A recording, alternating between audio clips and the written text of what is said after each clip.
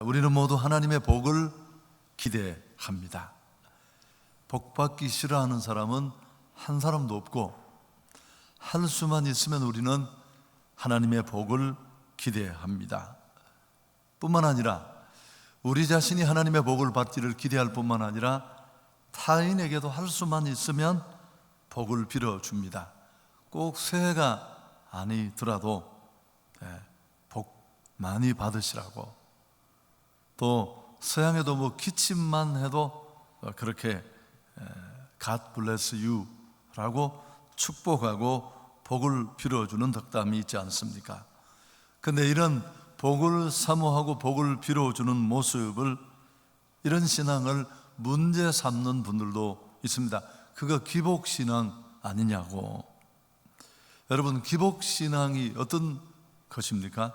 복 받는 것에만 오로지 집중하고 복 받는 것만 목적 삼고 신앙의 대상인 하나님과 그분의 뜻은 철저히 외면하는 이런 치우친 신앙, 잘못된 신앙이 기복신앙입니다. 그러나 복을 구하는 것만 가지고 복을 사모하는 것만 두고 기복신앙이라는 것은 뭔가 문제가 있습니다. 오늘 시편 67편, 우리가 주일날 시편을 묵상하고 있는데요, 이 시편 67편을 읽어보면 시인은 정말 하나님이 주시는 복에 전심합니다. 그냥 복을 기대하는 정도가 아니라 전심으로 그 복을 사모하고 고대하고 기도하는 것을 볼 수 있습니다. 오늘 이 시편 67편은 딱 7절로 구성된 비교적 짧은 시편에 속합니다. 근데 이 짧은 구절 속에 무려 3번이나 그런 내용이 언급되고 있습니다. 1절에 하나님은 우리에게 은혜를 베푸사 복을 주시고 그 얼굴빛을 우리에게 비추사. 또 6절에 보면 땅이 그의 소산을 내어주셨으니 하나님 곧 우리 하나님이 우리에게 복을 주시리로다. 7절에도 하나님이 우리에게 복을 주신다. 복 주시고라는 기도뿐만 아니라 그분이 정녕 그런 복을 부어 주실 것이라고 선언하고 선포까지 합니다. 스펄전은, 제가 이 설교를 만드는 동안 스펄전의 시편 책을 읽었는데요, 하나님 곧 우리 하나님이라는 이 6절의 표현에 주목합니다. 땅이 그의 소산을 내어주었으니 하나님 곧 우리 하나님이라는 표현이 6절에 나오잖아요. 그러면서 스펄전은 하나님 곧 우리 하나님이라는 이 표현이 얼마나 기막히고 친근한 표현인가, 아무리 고백하고 아무리 곱씹어도 질리지도 않는다, 그렇게 말하면서 시편 기자가 하나님이 복 주실 것이라고 말하는 것에 대한 일종의 근거자 보증이 바로 이 구절이다. 하나님은 모두가 부르는 하나님이 아니라 바로 나의 하나님이고 우리 하나님이기 때문에 그렇다는 것입니다. 이 시편 67편의 언어를, 단어들을 제가 일일이 여러분과 설명할 수는 없습니다만은 굉장히 아름답습니다.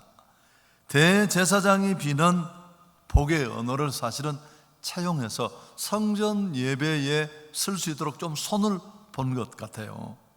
모세와 아론과 그의 자녀들이 성막 예배 때 사용한 축복입니다. 민수기 6장 24절에 근거를 두고 있습니다. 여호와는 내게 복을 주시고 너를 지키시기를 원하며 여호와는 그의 얼굴을 내게 비추사 은혜 베푸시기를 원하며 여호와는 그 얼굴을 내게로 향하여 드사 평강 주시기를 원하노라 할지니라. 아론의 옛 성막 예배에 드렸던 축복 기도의 일부가 이 시편을 만드는 초석이 된 것을 우리는 분명히 알 수 있습니다. 저도 목회를 하면서 좀 철이 들고 나서 뭘 막 잘 가르치고 뭐 이런 쪽에 관심을 많이 두었는데, 최근엔 정말 진심으로 제가 새벽마다 빠지지 않고 하는 기도가 뭐냐면, 하나님 우리 성도들이 복을 받게 해 주옵소서. 신앙이 진짜 흉내내는 게 아니라 전심으로 복 주시는 여호와를 기대해서 그 축복 받기를 바랍니다. 저 역시 마찬가지지만, 자, 두 번째, 우리가 빨리 가야 하는데요, 그 이유는 중요한 게 뒤에 있어요. 그럼 우리가 하나님의 복을 기대하고 오늘 시편 기자가 그런 게 한 것처럼 하나님의 복을 전심해야 되는 이유가 있어요. 복 받는 게 끝이라면 그게 진짜 기복신앙이에요. 거기만 목숨을 걸면 그게 문제가 되는 겁니다. 그러나 오늘 시인이 또 우리가 이런 하나님의 복을 기대하고 기도해야 하는 이유가 나오는데요. 2절에 같이 읽습니다. 주의 도를 땅 위에 주의 구원을 모든 나라에게 알리소서. 우리가 하나님의 복을 전심하고 또 사모하는 이유는 자신의 안위만을 위해서가 아닙니다. 나 하나 복 받고 그 복으로 끝나자는 게 아닙니다. 이런 복 받은 나를 통해 온 세상 사람들이 하나님의 길과 구원을 알게 하려는 것이다. 세상은 죽었다 깨어나도 하나님을 볼 수도 알 수도 없습니다. 고린도전서 1장 21절 오늘 인용하지는 않겠습니다만 세상이 자기 지혜로는 하나님을 알 수 없어요. 자연계시, 특별계시 있지만 그러나 예수 믿는 사람의 삶을 통해 나타난 하나님의 손길, 하나님의 흔적을 통해 그들은 하나님을 만날 수 있다는 것입니다. 여러분, 이런 경우라면, 이런 목적 때문에 복을 전심한다면 하나님의 복을 구하는 이스라엘의 동기는 아무 문제될 게 없어요. 구복신앙과는 아무 상관이 없다는 것입니다. 주신 복에 안주하려는 것이 아닙니다. 이 복을 통해 오히려 하나님을 보여주고 하나님이 살아계심을 드러내겠다는 게 시인의 의도니까요. 여러분, 이스라엘은 이방 민족들이 섬기는 우상과의 각축 속에 살았습니다. 누가 참 신인가? 그 시대는 바알인가 하나님인가? 이런 상황 속에 이 각축이 신랄하게 벌어지는 상황 속에서 복 주시는 주체로서의 창조주 하나님을 그는 드러내고 싶었습니다. 당시 가나안과 고대 근동의 대부분 정착민들은 농사를 지으면서 살았으니까 그들에게 다산과 풍요를 주는 농업의 신 바알이 가장 주신이었습니다. 모두가 그 바알 신에게 하고 나가야지만 비도 내리고 또 농부의 수고가 알곡과 축복과 풍요로 결실 맺는다고 굳게 믿었습니다. 원래 히브리인들은 목축하던 사람들이에요. 그들에게 가나안에 정착해서 이런 농경 문화에 적응해 가는 것은 쉽지 않았을 것입니다. 그런 상황에서 특히 가나안의 종교적 풍습, 바알 숭배를 통해 풍요를 얻는다는 이 풍습은 뿌리치기 힘든 유혹이었습니다. 제가 예를 생각해 봤어요. 주일날 문 닫는 것만큼 어려웠을 것 같아요. 평일날 파는 것 주말에 2배, 3배를 매출을 올리는데 그거 내려놓는 것만큼 어쩌면 힘들었을지도 모릅니다. 그러나 시인은 이방 우상 숭배 신앙을 단호히 배격합니다. 그리고 긍휼을 베푸시며 복을 베푸시는 분이 하나님인 심을 드러내기를 원합니다. 할렐루야. 여러분, 이게 시인의 의도예요. 하나는 시편을 이번에 깊이 공부하면서 너무너무 행복했어요. 늘 그런 얘기를 해왔지만 여러분 한번 기대해 보십시오. 아론의 빈 축복이 이 복이 현실이 되어서 하나님의 자비와 풍성이 그들에게 허락된다면 하나님이 특별한 일반적인 축복 위에 특별히 손에 잡고 이끄시는 복 주시는 그 놀라운 간증과 축복들이 실제로 그 백성들 속에 알날이 열매 맺어지고 여호와께서 그 자비로운 얼굴로 그들을 대하신다는 것을 그들이 알게 될 때, 그리고 그들이 하는 일마다 술술 풀리면서 하나님이 함께하신 증거들이 드러나고 또 주변에 지켜보던 믿지 않는 사람들이 그 장면을 지켜본다면 그들은 그 일 속에서 하나님의 존재와 그분의 살아계심을 목도하게 될 것입니다. 하나님 살아계시는구나, 뻥이 아니네. 그 하나님 나도 섬기고 사랑해야 되겠다. 하나님 정말 신실하신 좋으신 분이시네. 바알이 하나님이 아니라 여호와가 참 하나님이시구나. 여러분 오늘 4절을 보십시오. 온 백성은 기쁘고 즐겁게 노래할지니 주는 민족들을 공평히 심판하시며 땅 위의 나라들을 다스리실 것입니다. 이런 고백을 할 수밖에 없다는 것입니다. 여러분, 오늘 이 시편 기자만 그런 꿈을 꾸는 게 아니라 우리 모두에게 이런 비전이 필요한데요, 복음 전도의 오늘 가장 큰 장애물이 뭐냐 하면, 교회가 전도를 적게 하는 것도 있지만 복음 전도나 선교가 프로그램으로 전락하는 것도 문제가 많아요. 프로그램이 아니고 본질이에요. 그런 문제도 있지만 더 큰 근원적인 문제는 교회가 생명과 구원 되시는 하나님의 능력을 보여주지 못하는 데 있다는 겁니다. 그러니까 최근에 무슨 인문학 강의, 저도 우리 아들에게 손자병법을 꼭 읽어라. 내가 다시 책을 사서 선물을 했어요. 꼭 읽으라고. 뭐 그런 얘기를 합니다만, 사실은 제가 그러면서 괄호 열고 성경이 훨씬 만 배는 더 중요하다. 여러분, 우리는 인문학이 유익하고 수천 년, 수만 년 거쳐 내려오는 동안에 그런 지식들이 우리에게 도움이 된다고 생각하지만, 그렇게 말하는 그 저면에 우리 마음속에 하나님의 말씀, 또 구원의 능력, 예수 그리스도로 말미암는 구원의 축복, 이런 것들을 소홀히 여기는, 우리가 충분히 경험하고 누리지 못한 그런 아쉬움이 그 속에 들어있는 것입니다. 교회가 생명과 구원 되시는 하나님의 능력을 충분히 보여주어야 합니다. 아멘. 사실은 이게 선교예요. 현지에 가는 것도 선교고 꼭 해야 되고 필요한 일이지만, 하나님을 볼 수 없고 하나님을 느낄 수 없고 하나님의 일하심을 인정할 수 없다고 말하는 이 시대 사람들, 이 시대 정신, 물신주의에, 개인주의에 철저하게 그 우상에 휘둘리고 있는 사람들이 하나님을 말하지 않고는, 하나님을 인정하지 않고는 이해할 수 없는 상황을 우리가 보여주는 게, 이게 진짜 선교예요. 아멘을 안 하시기 때문에 설교 진행이 안 됩니다. 할렐루야. 창세기 26장 얘기를 많이 했잖아요. 이삭이 그랄 땅에 갔습니다. 처음으로 농사를 지어서 다 이 상황이에요. 땅도 모르고 농사도 모르고 아무것도 몰라요. 기후도 모르고. 그런데 하나님의 그 믿음을 보시고 하늘문을 열고 축복하셔서 100배의 복을 주신 줄 믿습니다. 거부가 되었다고 했어요. 여러분, 작은 부자는 지가 노력해서 됩니다. 친구한테 밥도 안 사고 막 주머니 쪼라매가. 그러나 거부는 그렇게 되는 게 아니에요. 물론 성실하게 알뜰하게 자기 삶을 영위하고 노력하지만 하나님이 복을 주셔야 돼요. 이게 한 번이 아니고 두 번이 아니고 어쩌다가 혹시나 그랬겠지 그냥 그러는 게 아니고, 끊임없이 그런 근거를 인정할 수 없는, 자원이 없는 상황 속에 복 주시는 여호와를 바라보면서 참다 못한 그랄의 왕이 군대 장관 하나 데리고 와서 뭐라고 말합니까? 우리 친구하고 화친하자고.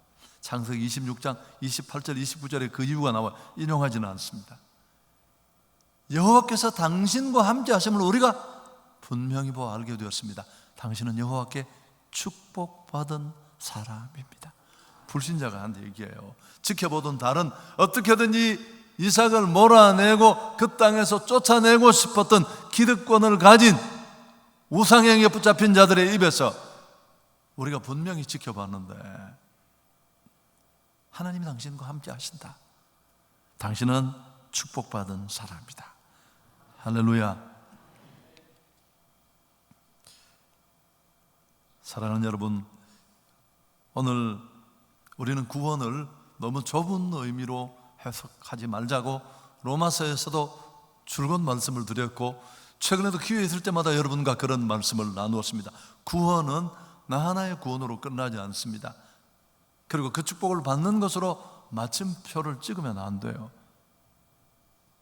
우리는 구원을 더 넓은 개념으로 해석해서 나의 구원이 온 세상의 구원을 이끄는 통로로, 교두보로 그렇게 사용되어야 할 줄 믿습니다. 하나님은 우리가 그런 도구로 쓰이기를 원하세요. 그래서 오늘 여러분, 우리가 선교 3부 예배 시간에 이제 단기 선교 파송식이 있고 실제로 헌신하는 분들이 계시지 않습니까? 세 번째, 결정적인 이유가 나와요. 그럼 왜 사람들이 하나님의 도와 구원을 알아야 하는가? 그게 끝이 아니에요. 하나님을 볼 수 없는 세상에 우리가 하나님의 복을 받아서 하나님 정말 살아계시는구나, 하나님이 자기 백성을 책임져 주시는구나, 저렇게 시시하던 내 친구를, 내 동료를, 내 이웃을 하나님이 저렇게 세워서 아름답게 축복하시는구나 인정하고 싶지 않지만 그 사실을 인정하고 그들이 구원으로 나왔습니다. 하나님의 도와 구원을 알게 되었습니다. 그게 최종 목적이 아니라는 거죠. 우리가 하나님의 복을 구해야 하는 이유이기도 하고 또 온 세상 사람들이 왜 하나님의 도와 구원을 알아야 하는가 목적이기도 합니다. 여러분, 오늘 이 시편은 정말 완벽한 구조를 갖추고 있어요. 3절과 5절을 저도 10번을 읽을 때까지 이걸 못, 똑같은 구절이 2번 나와요. 자, 3절 5절 같이 읽습니다.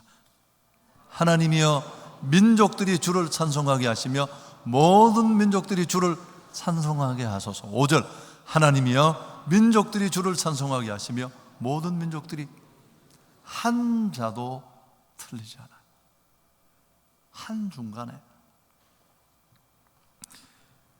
사람들에게 하나님의 도와 그 구원을 알리려는 목적이 뭡니까? 그냥 우상을 끊어버리고 바알이 신이 아니라 여호와가 참 신이라는 것을 알고 그들이 구원받고 그 하나님을 인지하는 데 끝나는 게 아닙니다. 또 그 하나님을 알아서 풍요를 누리고 축복을 누리는데 모든 목적이 끝나는 게 아니라 전국적인 최종 목적이 뭡니까? 그들이, 그 민족이 구원 너머에 있는 궁극적인 목적을 바라보게 해야 하는데, 그게 오늘 3절 5절에 우리가 헷갈리고 인지할 수 없을까 봐 2번이나 똑같은 구절을 그냥 심어 두었습니다. 모든 민족들이 주를 찬송하게 하옵소서. 사실은 이 제목을 제가 그대로 모든 민족들이 주를 찬송하게 하옵소서, 너무 기대감이 없을까 봐.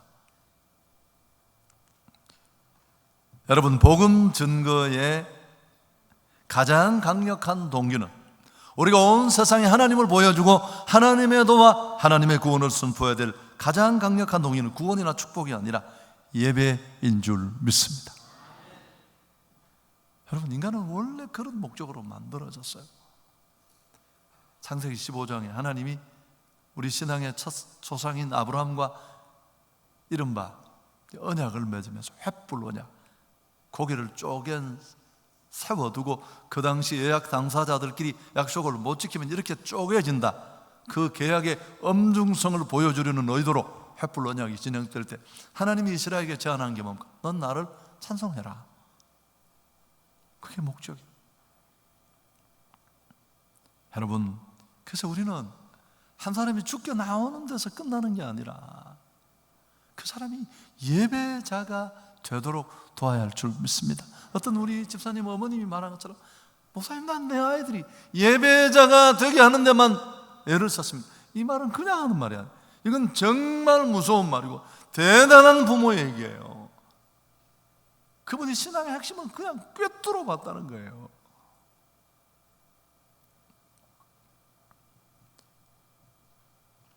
우리가 시편 16편을 지나왔는데요, 기억나십니까?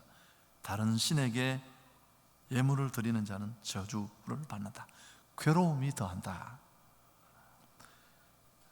여러분, 우상 따라가면 가정도 개인도 다 무너지고 그야말로 풍비박산이 되지만 하나님을 섬기고 예배하면 구원을 누릴 뿐만 아니라 그 구원자 받은 자에게 주시는 행복도 누리게 됩니다.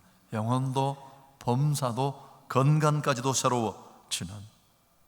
그래서 우리 모두에게 하나님의 영광이 삶의 이유가 되어야 할 줄 믿습니다. 회심자가 진정한 예배자가 되어야 돼요. 그래서 나는 예배 잘 드리는 아이들을 보면 미치겠어요, 진짜. 주 어디서 저런 걸 배웠는지, 어른이 되어도 엉뚱한 짓 하는 사람은 계속 엉뚱한 짓 하잖아요. 그게 어릴 때 제대로 못 배운 거예요. 건들거리는 걸 배워가지고. 진짜 문제예요. 근데 몸에 이게 딱 가지고 있는 아이들이 있어요. 이것이야말로 진정한 선교의 가장 고차원적인 동기입니다. 존 파이퍼는 열방을 향해 가라는 책에서 그냥 아주 그대로 지적을 했습니다. 보여드리겠습니다. 선교는 교회의 궁극적인 목표가 아니다. 예배가 교회의 궁극적인 목표이다. 선교가 존재하는 것은 예배가 존재하지 않기 때문이다. 인간이 아니라 하나님이 궁극적이시기 때문에 선교가 아닌 예배가 궁극적인 것이 되어야 한다. 자, 또 이어서 계속해서 이렇게 말합니다. 그러므로 예배는 선교의 연료이다. 뒤에 정리를 하겠습니다. 우리는 단순히 열방들이 하나님의 영광을 열정적으로 향유하도록 하는 것을 목표로 하기 때문에 예배가 선교의 목표가 된다. 선교의 목표는 열방이 하나님의 위대하심을 기뻐하도록 하는 데 있다. 존 파이퍼가 이 시대에 선지자로 주목받는 이유가 여기에서 그가 깨끗하고 거룩한 삶을 살 뿐만 아니라 하나님의 말씀에 대한 이런 장렬한 통찰력을 가지고 있다는 것입니다. 여러분, 우리가 우리 아이들을 진정한 예배자로 세우기 위해서 애썼다면, 먼저 나 자신이 예배자로 서려고 고민했다면 우리 신앙은 예전에 서러워졌을 것입니다. 직분 사모하고 축복 사모하고 다 사모하는데 핵심을 우리가 놓치고 있다는 것입니다. 사랑하는 여러분, 하나님의 복을 사모할 수 있기를 바랍니다. 내가 노력하는 것만으로는 폼나게는 못 살아요. 잘 살 수 있겠지만 빛나게 사는 것은 아직은 아니라니까요. 여호와의 은혜와 복을 우리가 전심으로 사모해야 할 줄 믿습니다. 그러나 거기서 끝나면 안 돼요. 그건 기복 신앙이라고 지탄을 받아야 돼요. 그러나 우리는 그 복을 구하는 목적이 달라야 됩니다. 하나님은 볼 수 없는 이 세상, 여호와를 인정하지 않는 이 시대 정신, 우상의 영으로 충만한 이 땅에 하나님이 정말 여호와라는 것, 살아계신 하나님이라는 것을 나의 삶을 통해, 나의 사역을 통해 보여주기를 원합니다. 이건 정말 중요한 선교의 한 장면이에요. 우리가 몽골에서, 일본에서 하나님이 계시다고 보여주잖아요. 말로 보여줘야 되잖아요. 하나님 계신다, 그거 알았느냐? 직장에서 내가 그렇게 살면 하나님은 드러나는 것입니다. 뿐만 아니라 우리는 축복의 통로로 쓰임을 받아야 되는데, 예배가 최종 목적이니까요. 여러분 모두에게 예배는 중요합니다. 그래서 사실 이 말씀은 아까 존 파이퍼의 얘기는 너무 많은 핵심을 그 속에 담고 있는데, 우리 선교의 최종 목적은 예배인데, 그리고 두 번째 그의 얘기 속에 예배는 선교의 연료라는 말. 예배 은혜 못 받는 사람이 선교 가면 그건 여행이에요. 그건 관광이에요. 정탐은 되지만 선교는 아니에요. 그건. 그래서 그들에게 예배자가 되도록 세워주는 일이 목표일 뿐만 아니라 그 전에 그 일을 중재하고 그 일을 돕기 전에 그 일을 효과적으로 감당하기 위해서는 자신이 먼저 선교자가 되기 전에 예배자가 되어야 할 줄 믿습니다. 여러분, 예배의 축복을 빼앗기지 마십시오. 예배의 축복을 빼앗기지 않기를 축원합니다. 주님은 지금 잘된 음식을 기다리는 게 아니고 예배자를 찾고 계세요. 한성교회가 예배에 혼을 쏟는 이유가 여기에 있어요. 허술한 데가 많지만 그래도 집중하는 이유가, 이 얘기 했었죠. 이영규 선교사가 쓴 내려놓음이라는 책, 몽골 어느 교회에서 예배를 드리고 있는데 벌르르라는 자매가 온몸이 땀으로 범벅이 되어서 교회에 들어왔습니다. 자매는 예배 몇 시간 전에 소를 잃어버렸는데 소를 찾으러 나갔다가 예배 시간이 임박하니까 소 찾는 걸 포기하고 하나님의 말씀을 들으러 막 뛰어서 벌판을 가로질러 달려온 것입니다. 몽골에서 소는 삶의 기반이고 재산 목록입니다. 보통 사람의 1년치 월급과 솥값이 맞먹는다고 합니다. 이 자매는 예수 믿은 지 몇 달밖에 되지 않았는데 예배의 중요성을 포기하고, 예배의 중요성을 깨닫고 소를 포기하고 교회로 달려온 것입니다. 놀라운 사실은 예배를 마치자마자 예배당 마당에 소 울음소리가 들렸습니다. 이렇던 소가 예배당으로 주인을 찾아온 것입니다. 소를 잃어버렸을 때 소 찾는 기쁨을 포기하고 예배의 기쁨을 선택했는데, 하나님은 예배의 기쁨과 소를 찾는 기쁨을 함께 주신 것입니다. 오늘도 소 찾으러 가신 분이 많아요. 나는 걱정이 많아요. 내 마음에 평화가 없어요. 비가 오면 또 이분들이 우산이 없어서 못 오시지는 않겠나, 또 비가 안 오면 또 창경원을 가지 않겠나. 내 마음엔 평화가 없어요. 평화. 여러분, 무엇이 중요한지,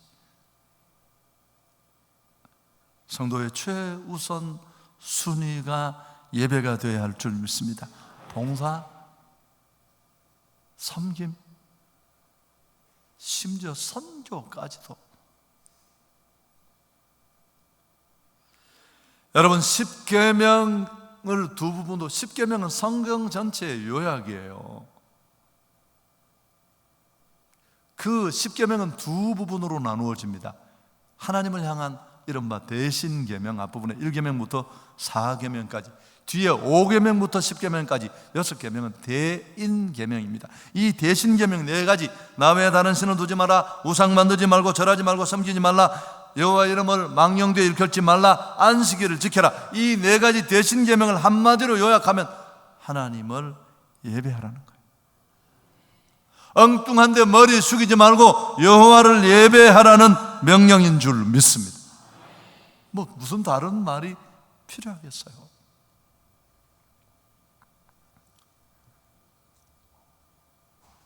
종교라는, 이 릴리지온이라는 말은 라틴어로 릴리지오라는 뜻인데, 이게 묶는다는 뜻입니다.